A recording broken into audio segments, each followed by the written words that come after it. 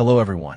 Today's video is going to be incredibly useful for absolutely all smartphone users because we use our phones not only for apps, but also to make or receive calls. So, it is highly recommended for each of you to double check some very important settings and avoid answering phone calls until you enable certain features. These features affect the security of your data because cases of phone scams have become more frequent recently. You might get calls from unknown numbers, from unknown people who may pretend to be someone they are not, thereby tricking you into revealing information needed to get a hold of your funds. Right now, I will show you a few settings that I would personally configure right when buying a new phone. Be sure to support the video with a like, subscribe to the channel, and share it with your friends.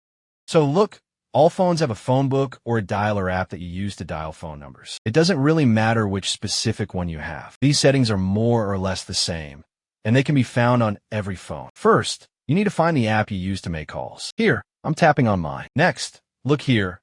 In the top right corner, tap the three dots and go into settings. The first thing I recommend you do is go to caller ID and spam.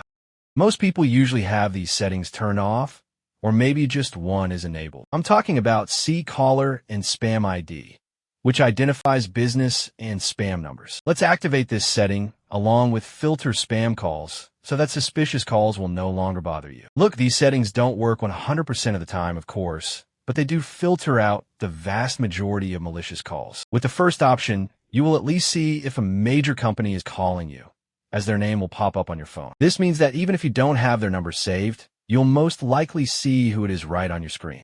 The second toggle detects phone numbers that are already listed in a blacklist, meaning if there's already been a complaint about that number somewhere, your phone will either block it automatically or you'll see an exclamation mark next to it warning you that it's spam or scam. Next, let's back out of these settings, scroll down, and find nearby places. These settings, on the other hand, should actually be turned off. Turn off Personalized Search Results, which uses your search history, and we also disable nearby places. If you happen to have a third toggle, Allow Location Access, go ahead and turn that off as well. Just so you understand, the app you use to make calls connects to Wi-Fi, mobile data, and GPS all on its own to track your current location. First of all, this heavily drains your battery, and secondly, a basic phone book doesn't need this feature at all. It's mostly designed for the manufacturers to collect your location data, and then they push ads to you, suggesting some establishment nearby, for example. But don't click away just yet. That's not all. There are still other important settings that you absolutely need to double check, and I'll explain why right now. The thing is, your phone dialer is just a regular app, installed from somewhere like the Google Play Store, for example. It has certain permissions, it gets updates, and it can do specific things that you really don't need it to do. That's why it's absolutely crucial to double check it, so you can make your calls safely. The easiest way to do this is to long press on the calling app you use and tap on App Info at the top. Next, look here. Scroll down through this menu and find App Permissions. Let's tap on that.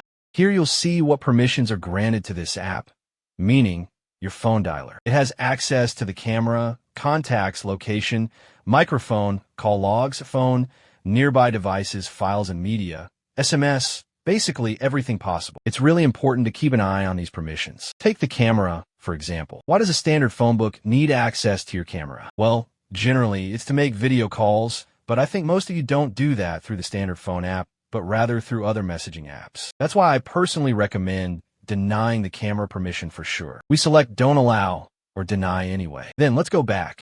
Next up, contacts. Are they needed for the phone app?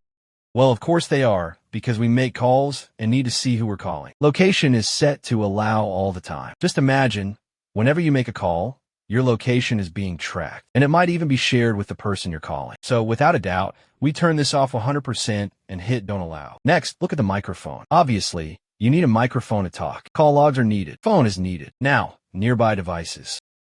This is a similar setting to the nearby places we disabled earlier. In this case, it uses Wi-Fi and Bluetooth to scan for devices around you that could connect to your microphone or headset. So look, we need to deny this one too. Let's go back. Files and media.